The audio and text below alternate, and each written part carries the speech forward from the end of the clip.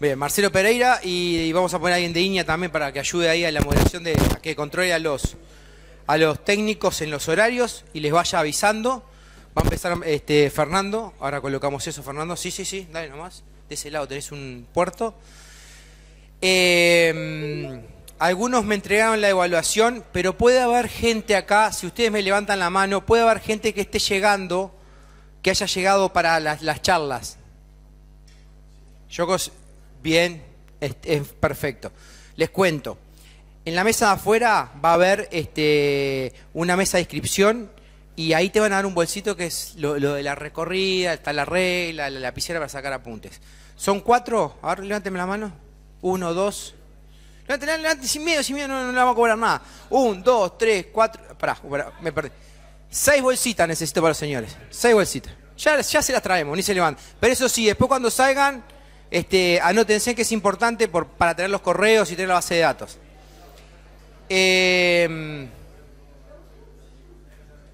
Nos estamos acomodando, sigue llegando gente. Fernando va a comenzar con la primera charla. ¿Ya la tenés, Fernando? Perfecto.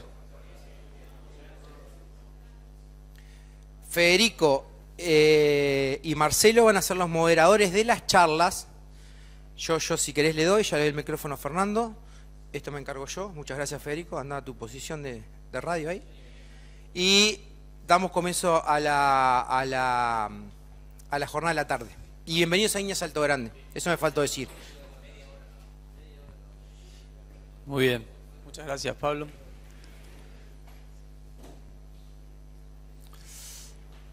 Bueno, intentaremos hacer la charla dinámica. Mi presentación va a ser bastante general. El título es Factores que determinan la eficiencia productiva en sistemas pastoriles. La idea que teníamos con Martín es, en esta media hora cada uno que tenemos, de tratar de usar los ejemplos que ustedes vieron ayer y hoy para reforzar algunos conceptos generales. Bien. Y ahí está. ¿Por qué sistemas pastoriles en un contexto de campo natural? Yo acá lo que hice fue listar distintos recursos forrajeros, ¿no? En amarillo tenemos campo natural, lo separé en campo natural degradado, bien conservado, o al que le agregamos leguminosas o gramíneas. Y después praderas, las separé en largas, cortas y anuales, verdeos, ¿no? Esto puede ser base festuca, esto puede ser base raigrasa anual con trébol rojo. Y acá lo que puse fue, traté de simplificar o de resumir las características que tienen esos recursos forrajeros. Más negrito es más blanco quiere decir menos. Entonces, 3 características de la producción de ese recurso forrajero, ¿no? La productividad total, la estacionalidad que tiene, o sea, cómo distribuye esa producción a lo largo del año, y el valor nutritivo que uno puede esperar de eso. Entonces, comparado con las praderas, campo natural incluso bien conservado, en general es menos productivo, kilos de materia seca por hectárea y por año son menos. Ahí se mezcla un poco también el efecto de tipo de suelo donde uno hace cada uno. Tiene una estacionalidad bien marcada o más marcada que las praderas, y eso se debe a la composición de especies que tiene mayormente con especies de tipo C4 estivales, y esas mismas especies tienen un valor nutritivo moderado. En cambio las praderas, que para Uruguay son casi todas o la gran mayoría de especies templadas como festuca o raigraces o tréboles o lotus, son todas especies que tienen un mayor valor nutritivo, que tienen la estacionalidad un poco más extendida, aunque en verano es menor la productividad que la del campo natural, y en general uno puede lograr productividades iguales o mayores a la del campo natural, otra vez mezclado con el tipo de suelo en el que están esas piezas. Entonces uno mirando así diría, ¿por qué complicarse la vida con campo natural? Eso sucede cuando empezamos a ver otros aspectos, como la estabilidad, es decir, cuánto varía año a año la productividad, es estabilidad interanual, ¿no?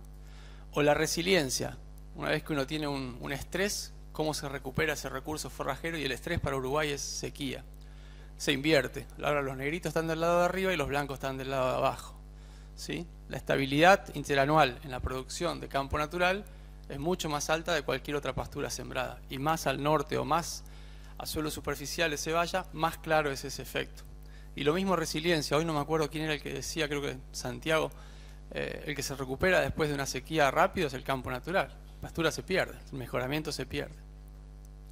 Y cuando nos vamos a otros aspectos como biodiversidad, o sea, cuánta vida eso aloja, cuántas diferentes especies, cuántas diferentes funciones, bueno, cada vez nos vamos, los negritos están más concentrados en campo natural, no solamente de plantas, también de otros animales o microorganismos de suelos que viven ahí.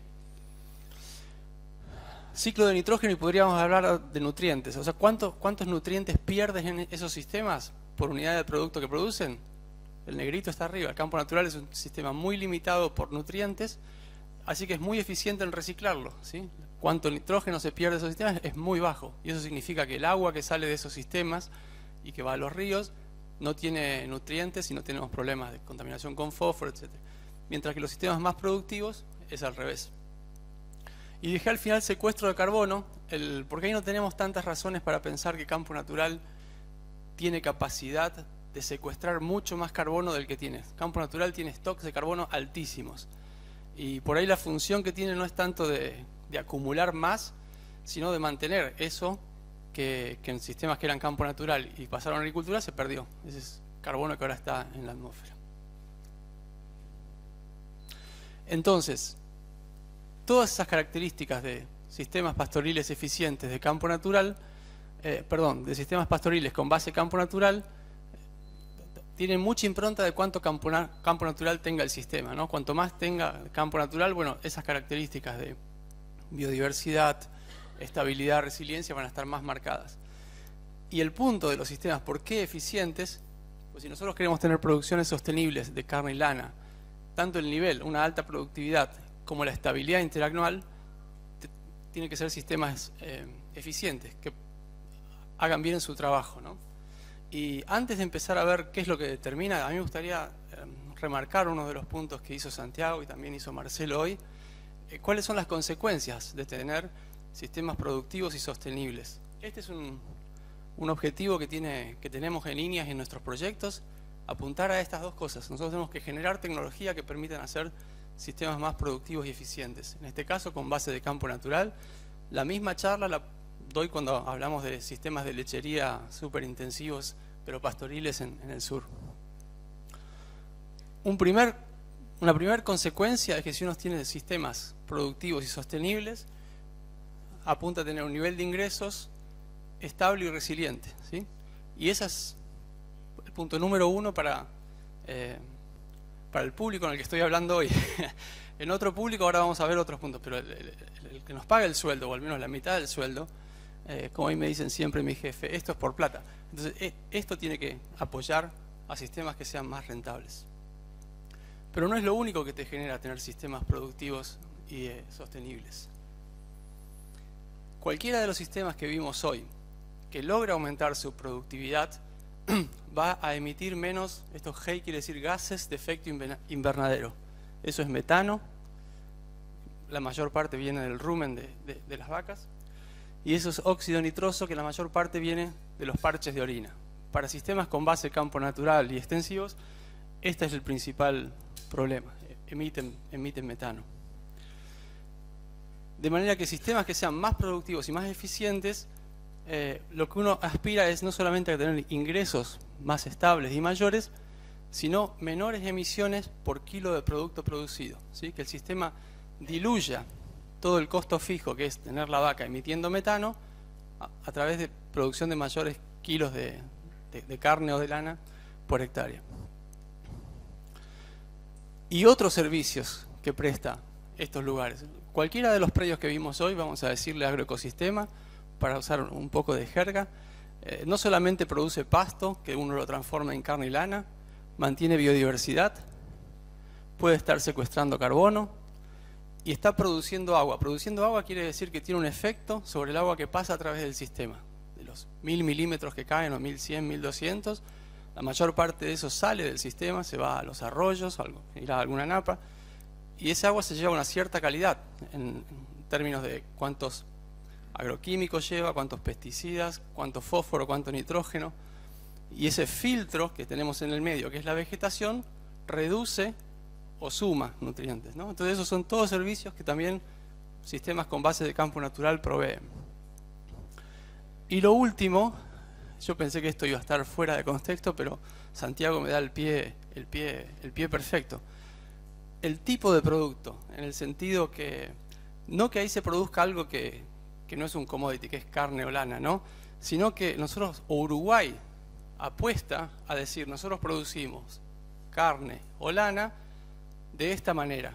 De esta manera quiere decir en un sistema que no solamente permite a la gente que está trabajando ahí sobrevivir, sino que contribuye a que no haya tantos gases de efecto invernadero en la atmósfera, que mantiene biodiversidad, que no polute el agua.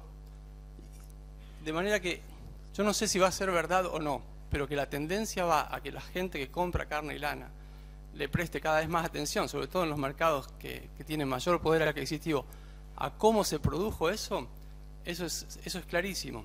Y en lugares como Europa, bueno, ya se empieza a decir, este producto tiene esta huella de carbono, que es cuánto de esto menos esto ese sistema produjo por cada kilo que... ¿sí? Es bien específico, es un número que va en el sachet de leche o en el paquetito donde está el bife. Uruguay tiene acá, con campo natural, una enorme oportunidad, en el sentido de esta carne se produjo en un sistema que es eficiente acá y además no reemplazó la vegetación natural, la usa sosteniblemente, manteniendo las especies que están ahí desde hace miles de años. Toda esta parte es verdad, es interesante, pero depende de que esta funcione bien. Porque no podemos tener sistemas viables en economías como la de Uruguay, que no tienen subsidios directos a la producción como otros lugares, si esto no cierra.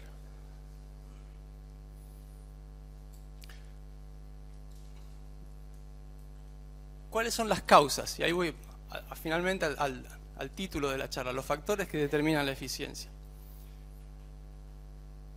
Hay dos que en cualquier sistema pastoril son los determinantes de si uno tiene un sistema eficiente en la producción, que es cuántos kilos de pasto está cosechando por hectárea y por año y cómo está transformando esos kilos producidos en kilos de producto. Todo el resto que uno se puede imaginar en sistemas donde la base es pastoril, donde el 90% de la dieta del animal es pasto, influye a través de esto, ¿sí? Si fuera un sistema de feedlot es completamente diferente. Cualquier sistema pastoril, desde el lechero más intensivo hasta el ganadero o lanero más extensivo, tiene estas dos cosas abajo que determinan cuán bien funciona este sistema. Así que yo voy a hablar un poquito ahora de qué hay adentro de estas dos cajitas. Dentro de la que es la eficiencia, ¿no? Eficiencia de transformación predial. Predial quiere decir que no es tanto la eficiencia del consumo del animal y la conversión que hace, sino que ahí es a nivel del predio, cuántos kilos cosecha por hectárea y cuánta carne produce en base a esos kilos cosechados.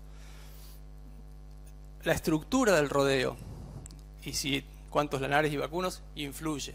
Pero yo no voy a hablar nada de esto porque quisiera que la charla esté enfocada en las dos cosas que hablábamos hoy, manejo de campo natural y sistemas de pastoreo. Y la eficiencia de cada uno de los animales, o sea, la estructura del rodeo influye porque si uno tiene recría, no tiene todo el costo fijo de un animal maduro que tiene que mantener, vivir y tiene menor producción, menor eficiencia de producción. La eficiencia individual es un animal, cómo está convirtiendo eso. Eso depende un poco de la genética y a partir del año que viene vamos a tener un lindo experimento funcionando en Glencoe, probando animales que fueron seleccionados por tener mejor eficiencia energética, o sea, genéticamente mejores, para probar, bueno, qué impacto puede tener eso en un sistema. Y el gran punto que yo voy a hablar del resto de la charla es el valor nutritivo de la dieta, ¿sí? Los animales tienen mucho mejores eficiencias de conversión si el valor nutritivo, o sea, el porcentaje de proteína, la fibra detergente, la digestibilidad de la fibra detergente neutra, son buenos. Y del otro lado, los kilos de pasto cosechados, tenemos el índice de cosecha. Eso es de lo que hay, cuánto se lleva el animal y cuánto queda que se muere y pasa a ser parte de la materia orgánica. Bien. Quizás en alguna charla o en alguna época se hacía mucho hincapié en cuán importante era tener índices de cosecha algo, llevarse el 80%, el 90%. No hay que tener índices de cosecha bajo, vamos a decir. 30% por ahí es bajo, 20% es bajo. Pero tampoco pasarse tanto de 80 o 90%. Tiene otras consecuencias eso que después vamos a ver un poco mejor. Y todas esas cosas tienen muchos determinantes. Yo lo que intento acá es simplificar e ir a los más grandes que determinan esto y que pueden estar influenciados por el manejo que uno hace o el sistema de pastoreo. Y la estructura de la cubierta, lo que hoy Martín comentaba, si es 5 centímetros, 10, 12, 14, es muy importante en determinar esto. Perdón. Y si somos un poco más finitos, lo podemos separar en controles de corto plazo, cómo se distribuye la altura dentro de un potrero, si quedan parches que no se usan, o parches con orina, que tampoco se usan, pero que después van a ser usados, versus parches que se pasó y se secó y eso se murió y después bien. Y controles de más largo plazo o de mayor escala, que es si allá tengo una comunidad de suelos más someros y acá tengo una comunidad de suelos más profundos, que es algo que, por ejemplo, el predio que vimos de Guillermo Correa ayer, hacía mucho uso de esto, hacía un uso bien diferencial de este factor de control. Y del lado de... Esto es cuánto se cosecha de lo que se produce, ¿no? Y el otro es cuánto se produce. Y yo lo voy a separar, quizás no es... productividad forrajera está acá abajo. ¿Cuántos kilos de materia seca produce, no? Pero eso yo lo separo en dos. Uno es cuánto uno tiene disponible en el predio y lo separo un poco de las reservas. Pero reserva tranquilamente puede ser el potrero que uno difirió. Está en el predio, pero uno lo deja aparte y se queda con otra parte, ¿no? Y eso es productividad forrajera que funciona como reserva. Y esto, la gestión de la relación entre la demanda y la oferta es un nombre raro para decirle manejo, si el sistema está con campo natural, manejo del campo natural o sistema de pastoreo. Es esto, es ver cómo voy yo combinando distintos recursos con distintas categorías y manejando esa relación. Muchas gracias.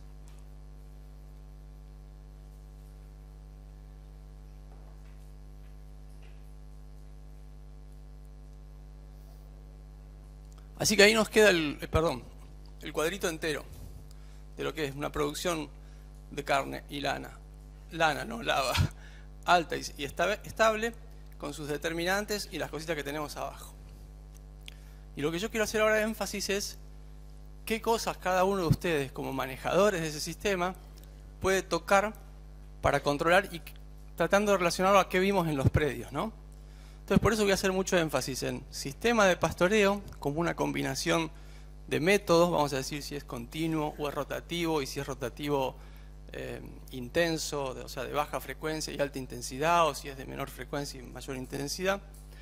Y la carga animal, no solamente a qué carga el predio está, sino cómo hago yo variar la carga semana a semana, mes a mes, en la superficie que estoy usando y que no son reservas. Y del otro lado le puse recursos, nutrientes, no porque se use muchísimo fertilizante en campo natural, pero sí porque es un nutriente nitrógeno que limita muchísimo la productividad de estos sistemas. Y al otro le puse áreas sin campo natural, que hoy en el predio de Guillermo vimos. Tenía cosas de campo natural o campo natural regenerado y tenía otras cosas. Tenía las pasturas de raigras que vienen después del arroz, podría haber tenido mejoramientos, podría haber comprado suplementos, esas cosas que no son la base de campo natural. Y lo que voy a ir haciendo ahora es dónde vemos los mayores efectos, ¿no? El sistema de pastoreo es el principal determinante de la estructura que nosotros tengamos de la cubierta. Eso es tan simple como decir, sistema de pastoreo, el manejo del pastoreo no está bien hecho, es la razón por la cual vos tenés mucho campo natural con 2-3 centímetros. A mí me sorprendió los que estuvieron ayer, el año pasado en Tacuarembó, se presentaron los resultados de, Alice Alter presentó resultados de casi 900 censos que se hicieron en campo natural de Uruguay, de todo Uruguay, en 2015 me parece que fue. Completamente al azar, un algoritmo seleccionaba, vas a ir a mostrar acá, nada elegido, la mitad de esos censos tenían campos naturales abajo de 4 centímetros. ¿Sí? Y el censo se hacía en octubre, noviembre, abajo de 4 centímetros. Todos esos tapices estaban todos limitados por lo que decimos área foliar. Mucha de la radiación que llegaba no podía ser transformada porque no había área foliar. Y el otro estaba entre 7 y 4. Había poquitos, digamos, que... Eso es estructura de cubierta y sistema de pastoreo. Y los recursos, si uno tiene más o menos circulación de nutrientes y distintas cosas que no son campo natural, nos van a afectar el disponible y también qué es lo que uno reserva. Carga animal es el que tiene flechas que van a todos lados. A mí me gustaría convencerlos de esto. Cuando ustedes piensen en sistemas de pastoreo, no lo piensen como una cosa, el sistema de pastoreo es una cosa y la carga animal que yo manejo o cómo la hago variar es otra cosa. Carga animal es el elemento de un sistema de pastoreo que tiene mayor influencia en cualquiera de estas redondelitos que influyen cuánta carne y cuánta lana se está produciendo. Carga animal, principal determinante para una cierta productividad, de qué disponible tenés. Si vos estás pasado de carga, tenés campo natural bajito. Estás con subóptima, se te empiezan a pasar. Y la estrategia de reservas está asociada a eso. Hoy, bueno, yo ya lo dije en el cierre que tuvimos ahí en el predio de Santiago, pero las dos cosas que marcó y que a mí me parecieron interesantes es cómo él empezó a tomar decisiones cuando se empezaba a quedar sin pasto y qué decisiones iba a tomar cuando el pasto le empieza a ganar. Quedan 10 minutos. Cada vez que uno piensa carga animal o ajuste de carga animal, o mi impresión es que la gente empieza a pensar, yo no puedo estar vendiendo y comprando animales todo el tiempo. Y ese es un ajuste de carga animal, es la carga animal a la que uno quiere operar a largo plazo, digamos, ¿no? La carga animal que nos va a determinar esto es la que uno va controlando semana a semana, mes a mes, y por eso Gonzalo le hacía hincapié, le decía, bueno, si yo le propongo que usted recorra una vez por semana para tomar decisiones, ¿usted la haría? Y Santiago dijo, bueno, veremos, capaz que sí, capaz que no. ¿Por qué hacer hincapié? Porque los sistemas, yo creo que no les cuento no descubro nada, son muy variables, y sobre todo en esta época, octubre, noviembre y diciembre, una semana o 10 días cambia todo, ¿sí? Junio, julio no, puedes pasarte 2 o 3 semanas y vas a ver un poquito menos de pasto. Pero en esta y depende mucho si te llueve, si no te llueve. Y si uno no está atento a hacer decisiones de ajuste de carga en ese sentido, ¿no? Esta parcela la dejo, este potrero lo dejo, esta categoría lo pongo acá. Esta cajita se hace cada vez más chica. Es todo pasto que se te escapa, ¿sí? Y las decisiones que haces mal no es solamente pasto que no lograste cosechar. Las decisiones que hiciste mal y la carga se te pasó, fue demasiado alta, es pasto que no produjiste, pero por cualquiera de los dos días es pasto que no cosechaste. Son kilos de pasto que no entraron en la boca del animal. O porque tenías muy bajo el tapiz y no se produjo, o porque se te pasó y no lo lograste cosechar.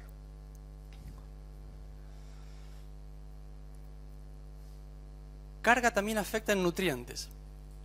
Ustedes imaginen esto, campo natural de Uruguay, el porcentaje de proteína que ustedes encuentran incluso en tejido verde es realmente bajo. Son todas las especies que están viviendo en campo natural son todas especies que tuvieron 5, 10, 15 mil años de evolución para adaptarse a vivir con muy poco nitrógeno, por más que la materia orgánica sea un montón en el suelo, está como toda inactiva, ¿sí? Son todas especies que están preparadas para vivir con poco nitrógeno y con poco fósforo, por eso tenemos pocas leguminosas nativas, ¿no? ¿Cuál es la principal entrada de nitrógeno? ¿Dónde está el nitrógeno que está haciendo funcionar eso? Una cosa que hacen las plantas es lo recirculan todo el tiempo, ¿sí? La hoja nueva que hacen está usando nitrógeno que tenía la hoja vieja y se murió. Increíbles recicladoras. Y la otra es la orina del animal, o la orina del bosteo. Porque el animal lo que hace es tomar nitrógeno que está como en forma de proteína, o sea, muy estable, qué sé yo, y lo traduce en urea. Muy poquito del nitrógeno que el animal consume se lo lleva como carne, sobre todo en sistemas extensivos. Yo creo que los valores más altos que vi fueron tambos súper intensivos y ahí llegaban 25% del nitrógeno que consumía el animal se lo llevaba la leche, ¿no? En carne es 5% y en una vaca madura es 0%. Entonces, todo el nitrógeno que entra es un parche que lo toma como forma muy inactiva y lo libera como forma muy activa. Esta es la principal fuente de crecimiento que tiene todo el campo natural. Uno no lo ve como una fertilización, pero esto es lo que funciona. Entonces la distribución que tiene esos parches en el predio tiene mucho efecto en la productividad, o uno esperaría que tenga mucho efecto en la productividad. Y ahí quizás es una de las cosas que nos gustaría entender mejor. Si el método de pastoreo, el hecho de tener más o menos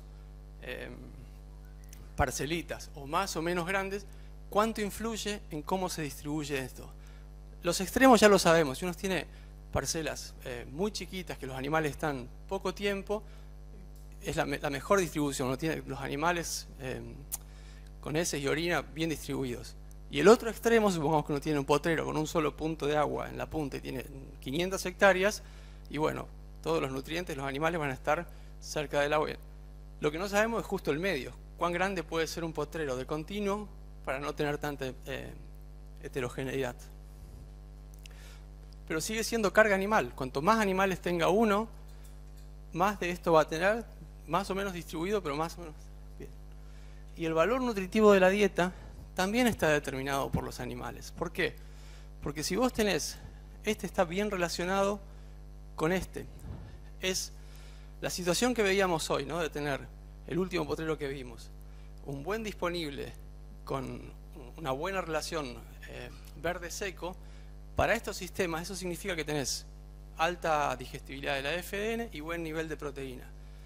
Y cuando vos te vayas saliendo de ese sistema a cosas que tengan más material muerto, no importa mucho qué especie tenés. Si tenés el Paspalum, si tenés Botriocloa, el Axonopus.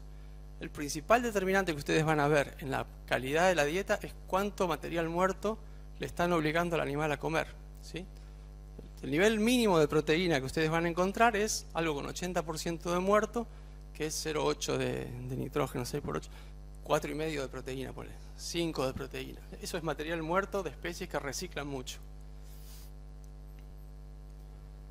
Y eso depende de cuántos animales ustedes tienen y de cómo organizaron el sistema de pastoreo. Este es lo mismo.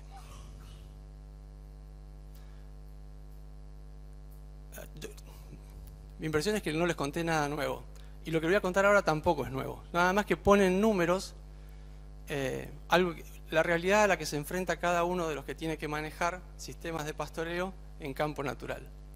Acá yo les muestro la carga animal expresada en kilos de peso vivo por hectárea para distintos meses del año. Estos vienen datos de Ricardo Rodríguez Palma, que debe estar por ahí, de la EFAS y su equipo. Él lo que tiene es un experimento que ya tiene 2002, 16 años, o va por el año 16. Son parcelas de 2 hectáreas con pastoreo continuo, pero con carga variable. Él ajusta la carga, saca y pone animales, dependiendo de si tiene más o menos pasto, para tener siempre un tapiz que está ahí entre 6, 10, 11 centímetros. Para todos los que empezaron a pensar ahora, eso no sirve porque yo no lo puedo hacer en mi predio, aguántenme un ratito. No es que yo los quiero convencer que ustedes hagan eso en el predio. Quiero mostrarles cómo funciona un tapiz manejado óptimamente, que uno hace todo lo que tiene que hacer para que eso funcione así. Cada una de estas líneas es un año, ¿no? La evolución de carga. Entonces fíjense lo que es diciembre y enero. A veces la carga óptima está en 400 kilos, a veces está en 1200. Incluso si sacamos este año que fue súper lluvioso con muchísima carga,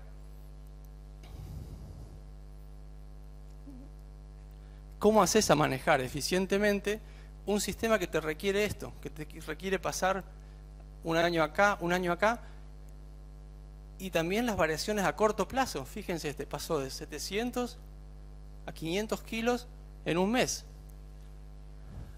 El punto no es comprar y vender vacas todo el tiempo, pero sí es que vos tenés que tener esto en la cabeza si querés tener un sistema eficiente.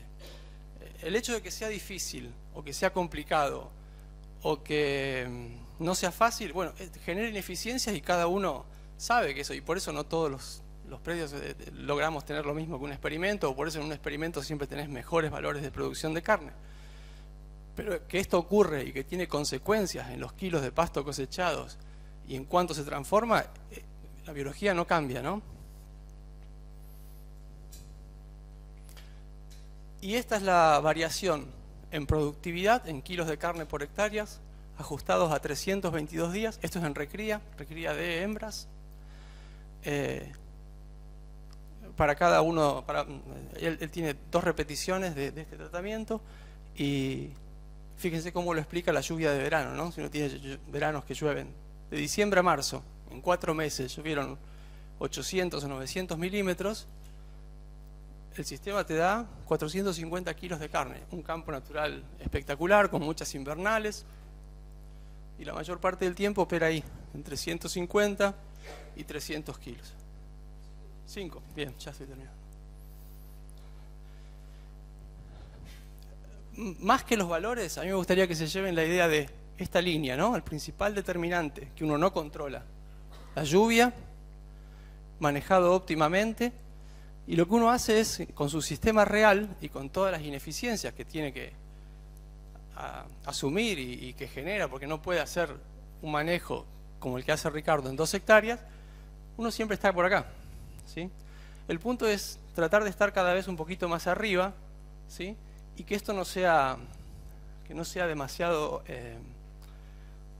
planchado, que tenga un sistema lo suficientemente flexible para no caerse tanto el año que llueven 200 milímetros en verano, pero el año que llueven 500, tener la chance, ¿no?